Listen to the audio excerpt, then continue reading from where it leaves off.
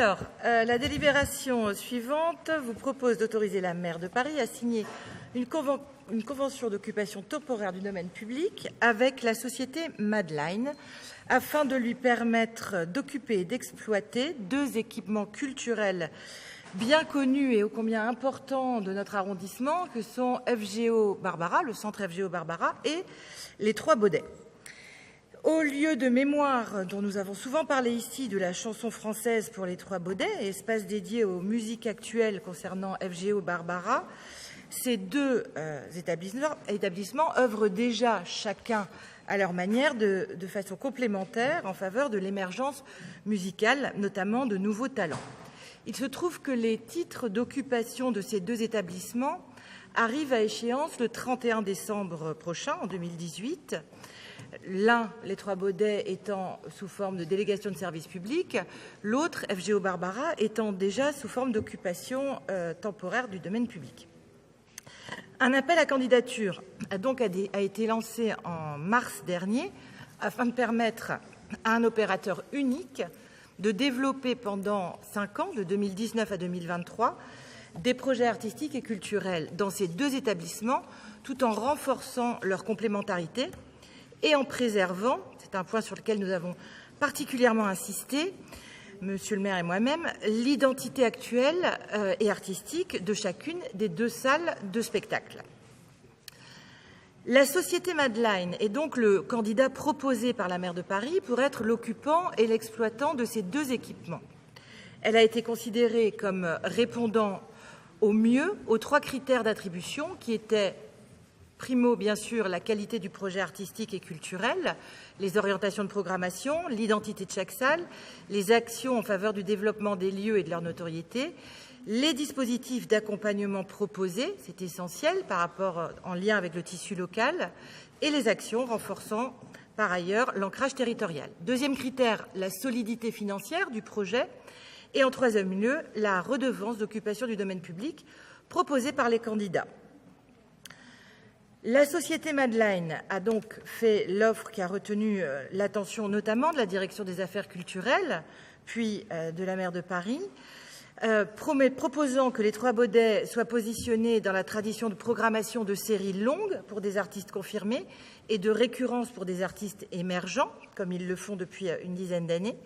L'identité artistique de FGO Barbara sera affirmée avec une plus forte orientation pour les musiques urbaines et en particulier pour les musiques du monde. Il se trouve que la société Madline vient de ce milieu de producteurs de musique du monde. La programmation sera là équilibrée entre artistes émergents et artistes confirmés. Un dispositif de scène ouverte dont nous savons, je regarde Cédric Daveny, combien ils sont importants ces dispositifs pour les jeunes artistes amateurs, sera renforcé à FGO Barbara afin notamment de conforter l'ouverture de l'établissement sur le quartier et les dispositifs actuels d'accompagnement pour lesquels nous sommes très souvent sollicités et encouragés à poursuivre, ainsi que l'accueil des artistes en résidence seront bien sûr maintenus. Ce qui sera mutualisé, eh bien, ce sont des projets d'action culturelle envers le territoire pour que l'un, du côté de l'est de l'arrondissement, l'autre, plus à l'ouest, puisse travailler en convergence. Les deux établissements travailleront avec des directeurs artistiques de grand renom qui contribueront à la visibilité des établissements et contribueront aussi à cette visibilité, selon la proposition qui est faite, une communication et une billetterie communes à FGO Barbara et aux Trois Baudets. Sur les modalités, enfin, tous les contrats de travail en cours subsisteront entre le nouvel employeur et les personnels. L'économie du projet repose enfin sur des ressources venant de la ville de Paris et des ressources propres, bien sûr. Pour ce qui est du montant de subvention demandé, il équivaut à celui versé actuellement aux Trois Baudets d'un côté, auquel on ajoute celui versé à FGO Barbara, soit 20,3 millions d'euros par an. Les ressources propres proviendront de la programmation et représenteront initialement 24% du budget pour monter à terme jusqu'à 29%. En contrepartie, la société Madline versera une redevance minimum garantie de 120 000 euros à la ville, plus 4% du chiffre d'affaires par an. Je vous propose donc d'en délibérer pour autoriser in fine la maire de Paris à signer la convention d'occupation du domaine public avec cette société. Merci beaucoup pour tous ces éléments sur l'avenir de deux objets qui nous importent beaucoup dans le 18e. Est-ce que ça appelle des questions? J'ai vu Loïc Lorenzini, puis on passe au vote. Merci Monsieur le maire, chers collègues. Je voulais saluer ici la qualité des candidatures qui avaient été présentées ainsi que la procédure qui a donné lieu à un choix d'un candidat qualitatif. Cependant, moi j'avais 2 points de vigilance sur lesquels je voulais attirer le Conseil. C'est notamment sur le revenu, la redevance minimum garantie, qui n'est pas au même niveau que celle qui était fixée par ailleurs. Et je voulais juste m'assurer que ce niveau de redevance ne viendra pas percuter le projet initial, notamment de FGO et des Trois Baudets, des projets qui s'inscrivent beaucoup sur, comme vous l'avez rappelé, la valorisation des talents et des jeunes talents, mais aussi sur un projet de quartier, un projet de territoire. Donc on passe de 36 000 euros à 126 000 euros de redevance minimum garantie. Je m'interrogeais quand même sur cette différence-là. Et deuxièmement, mais vous l'avez rappelé, sur le soutien financier de la ville de Paris, même si en tant qu'adjoint à l'économie culturelle, je sais que c'est pas farfelu d'imaginer qu'on développe des ressources propres, en tout cas une activité qui permette aussi de dégager des ressources propres, mais il ne faudrait pas non plus que là, la mairie vienne baisser cette subvention. Quant aux emplois, c'est écrit dans la délibération, ça ne donne pas lieu donc à de licenciement, bien heureusement. Voilà, là aussi, nous serons vigilants par la suite. Et puis, espérons effectivement que ces nouvelles, non pas délégataires, mais gestionnaires, viennent encore plus valoriser toute l'histoire et la puissance culturelle de notre arrondissement, qu'on connaît bien, et qui permettent encore là de développer les synergies, les partenariats avec l'ensemble des acteurs et de l'ensemble des acteurs du 18e. Donc nous voterons pour, avec quand même ces 2 points de vigilance. Merci beaucoup, vigilance que nous partageons. Je vais donc mettre aux voix cette délibération d'Act 123. Qui est pour? Qui est contre? Qui s'abstient? Elle est adoptée à l'unanimité. Je vous en remercie. On va continuer avec les délibérations et les subventions pour le plan de la culture. Karine Roland. Alors, ce sera plus rapide. Un certain nombre de délibérations proposées vont dans le sens d'un soutien à des établissements que nous connaissons bien et dont nous parlons souvent. La Fondation de la Cité internationale des arts, située à la fois sur les quais de Seine et rue Norvin, à Montmartre. Ce lieu superbe dédié aux résidences artistiques fait l'objet de travaux et de rénovations très régulièrement. Il s'agit par la délibération proposée d'une subvention d'équipement de 200 000 euros et de compléter en fonctionnement la première partie de la subvention qui a été votée il y a quelques mois pour atteindre le montant de 870 173 euros au bénéfice de cette cité où se déroulera au mois d'octobre prochain la Biennale des artistes montmartrois dans la Villa Radet. Donc la Cité internationale des arts est un lieu de résidence, elle est donc souvent fermée et ouvre ses portes de manière de plus en plus récurrente, de plus en plus régulière. En l'occurrence, la Villa Radet, au sud de la cité, sera donc au mois d'octobre, sous la houlette de la République de Montmartre, dédiée à la création artistique montmartroise pendant tout un week-end. Je n'ai pas les dates précises, mais nous ne manquerons pas de vous le redire. La subvention suivante concerne une possibilité d'équipement pour le BAL, lieu dédié à l'image documentaire, qui propose sa nouvelle exposition consacrée à Dave Heath à partir de la fin de cette semaine, pour un montant de 10 000 euros. Puis une série de délibérations pour des associations qui contribuent fortement à l'action culturelle locale, à savoir Tchad Compagnie, école de musique ayant pour spécificité l'initiation à la pratique de la musique ancienne. For Tomorrow, alors il s'agit là de cette belle initiative qui revient tous les ans, qui consiste à en appeler aux talents de graphistes du monde entier autour d'une grande cause. Cette année, For Tomorrow se mobilise sur la planète et la manifestation s'appelle Planet for Tomorrow. Le vernissage en aura lieu jeudi prochain et ça se passe sur l'esplanade Pajol, juste devant l'auberge de jeunesse et les boutiques de l'esplanade Nathalie Sarraute. l'association 4AK18 pour ses ateliers bien connus, très fréquentés dans le quartier Amiraux-Simplon et au-delà, ateliers artistiques, culturels et sportifs. L'Étoile du Nord pour le projet Frontières, où l'art devient un véritable outil d'accompagnement des publics, notamment autour de la danse.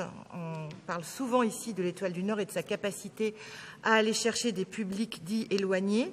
Ça se confirme aussi avec le collectif ADM pour une action qui s'appelle Aux alentours, axée sur les adultes en situation de handicap et des adultes isolés qui se produisent aussi à l'Étoile du Nord. Ensuite, Slam au féminin, qui travaille depuis de nombreuses années autour du slam, grâce au slam, sur l'égalité homme-femme et la prévention des violences sexistes. Comme quoi ce thème ô combien important trouve aussi sa traduction dans la culture, bien sûr. Generation Freedom Ride pour la 2e édition du projet Passerelle. La première avait vu des jeunes du 18e et du 19e travailler autour du rap, du hip-hop, du street art. Et c'est ce qui avait permis les belles inscriptions que vous voyez encore sur le pont Riquet. Et bien là, nous en venons à la 2e édition. Et enfin, le Tatou Théâtre, association développant des projets de création, d'animation et de formation autour de l'univers théâtral et du spectacle vivant dans le 18e et ailleurs, pour un montant de 1 500 €. Et nous pouvons en venir au vote s'il n'y a pas de demande de parole. Merci beaucoup pour la présentation de ces 6 délibérations de subventions. Est-ce que sur ces délibérations, il y a des demandes de prise de parole ? S'il n'y en a pas, je vais les soumettre au vote, à commencer par la DAC 336, subvention de 4 000 € à Tchad et compagnie, qui est pour. Unanimité. DAC 554, Forteau-Moreau, même vote. DAC 747, 4 associations de la Porte Montmartre et de Moscova-Blémont, même vote. DAC 754, politique de la ville, même vote. DAC 755 pour la CIA, même vote. Et DAC 757 pour le bal, même vote. Je vous en remercie. On va passer à la dernière délibération concernant la culture, et elle concerne un BEA pour les locaux cultuels de l'Institut des cultures d'Islam. Karine Roland.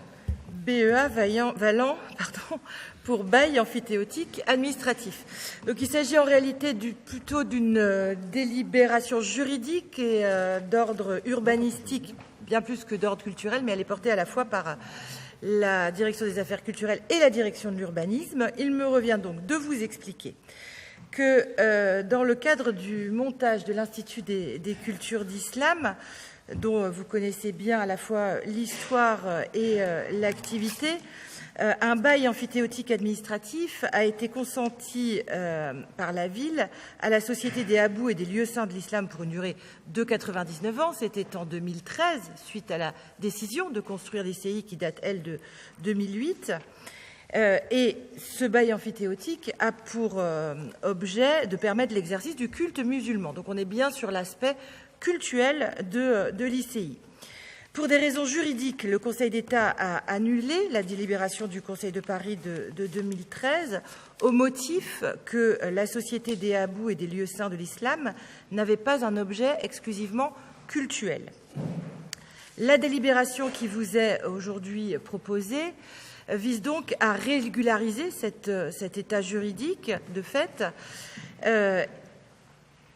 et de faire en sorte que le bail amphithéotique soit conclu entre la ville et une structure strictement cultuelle.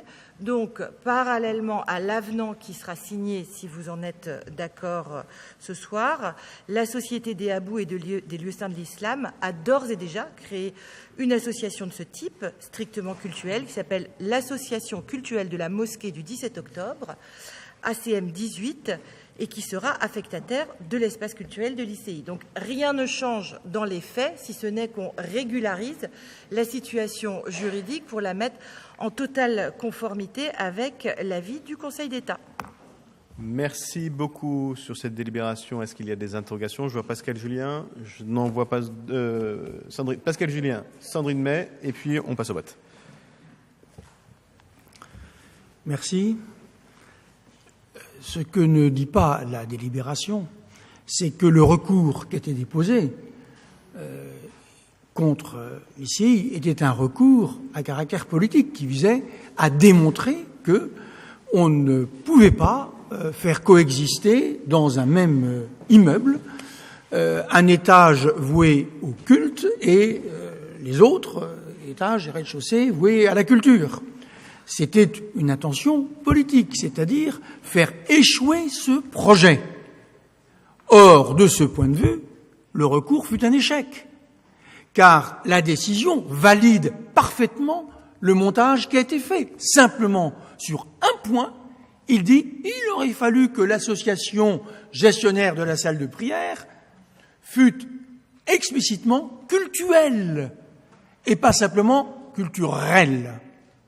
C'est ce point de détail qui a été corrigé, et je crois important de dire que la personne qui avait déposé ce recours a politiquement échoué. Ce modèle est valide, il est bon, il est sain, et on ne peut que regretter qu'il n'ait pas été reproduit comme c'était prévu à Stephenson, mais je n'en dirai pas plus. Là-dessus, les choses doivent avancer. Sandrine May. Oui, merci. Donc, je voudrais effectivement, comme a commencé à le faire Pascal, élargir le propos à la friche Polonceau. Donc, puisqu'il y a une salle de prière qui devrait voir le jour un jour ou l'autre, justement. Et Michel Lerneuf avait qualifié notre vœu qui avait été voté à l'unanimité, tu l'avais qualifié de flou, puisque tu disais, de toute façon, on ne sait pas du tout à quel moment va arriver cette salle de prière. Notre vœu, je rappelle, qui a été voté à l'unanimité, qui proposait de garder sur ce site de la friche Polonceau, sur ce site Polonceau, une partie en jardin partagé. Voilà, donc, est-ce que on pourrait avoir donc des informations sur l'avancée ou pas des démarches par rapport à ce site? Et je voudrais également élargir le propos à la rue Léon, au site de l'ici rue Léon, puisque c'est pareil, en fait, c'est un endroit qui est en préfabriqué. Donc, on voudrait aussi, est-ce qu'il y aurait quelques éléments de calendrier sur la suite? Et je voudrais en profiter pour saluer le travail qui est fait sur la friche Polonceau par l'association La Table Ouverte. Travail et en plus dans des conditions qui ne sont pas faciles puisque ils n'ont pas l'électricité, ils n'ont pas d'arrivée d'eau et ils arrivent à animer cette friche de façon très intéressante et agréable pour les gens du quartier, et ils arrivent même à faire un petit potager. Donc voilà, donc saluer leur travail et donc rappeler qu'ils font régulièrement des fêtes, et notamment ce dimanche qui arrive sur la friche. Voilà, merci de votre attention et de vos réponses. Merci. Daniel Veillant. Oui, je vais être rapide.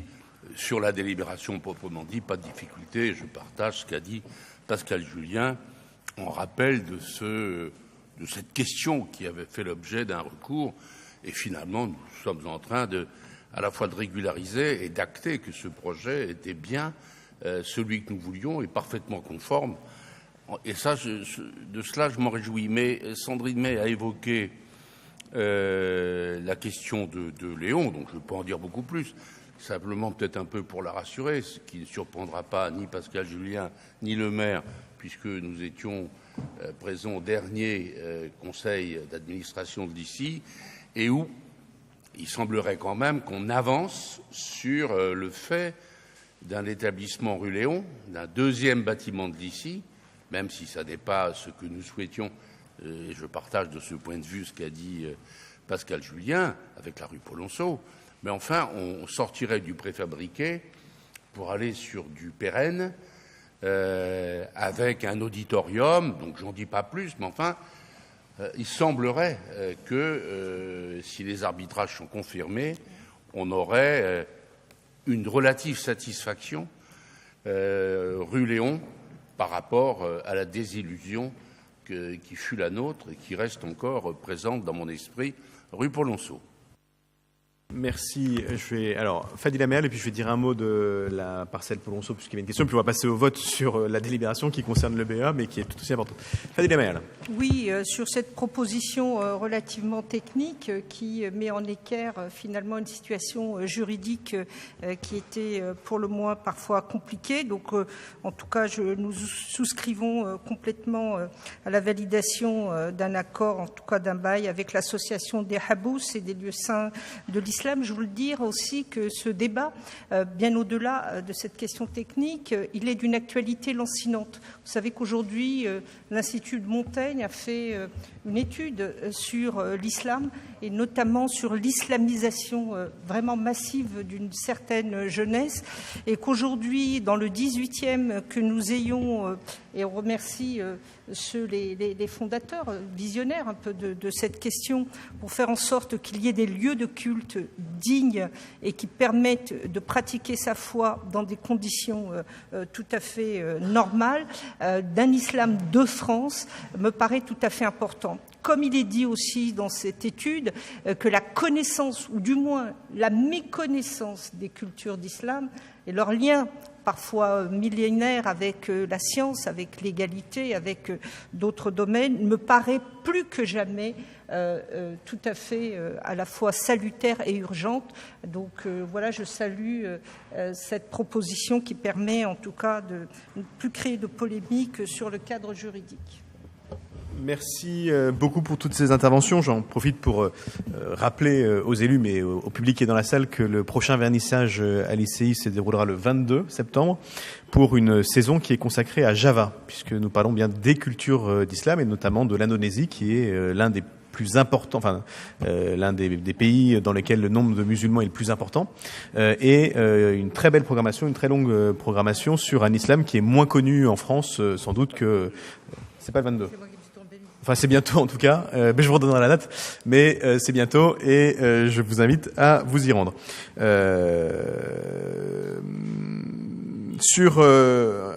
Comme le disait Daniel Vaillant, on avance sur la rue Léon, et je veux redire aussi que je me réjouis d'imaginer d'ores et déjà les liens intéressants, intelligents qu'on pourra faire entre l'ICI culturel Léon et le 360, dont les travaux avancent assez vite, même si je crois que ça n'a pas encore ouvert, à l'angle de la rue Léon et de la rue Mira, et qui va être un acteur privé, culturel du quartier et des musiques du monde très important. Et donc je pense que là encore, ils pourront faire ensemble de belles choses, et bien sûr nous suivons de très près ces projets. Sur la question de l'actuelle friche Polonceau, je veux redire mon engagement, qui est celui de la municipalité, qui est celui de la maire de Paris aussi, que nous puissions trouver les solutions pour que soit recréée une salle de culte à destination du culte musulman, évidemment dans le respect absolu total de la loi de 1901. 5. C'est le côté culturel qui m'a donc de la loi de 1905. Nous sommes en discussion avec les représentants du culte musulman sur ce site-là pour trouver non seulement les montages mais les financements.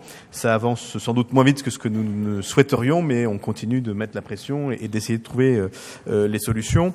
Et je le redis, comme je l'avais dit au moment où vous aviez déposé votre vœu, je suis convaincu que cette parcelle est très grande et qu'elle pourra répondre aux besoins du culte tout en laissant de l'espace. Encore faut-il penser le projet architectural intelligemment. Et donc nous aurons sûrement à rediscuter de tout ça. Je suis pas absolument convaincu que l'ensemble de la parcelle soit indispensable pour prévoir ce lieu-là.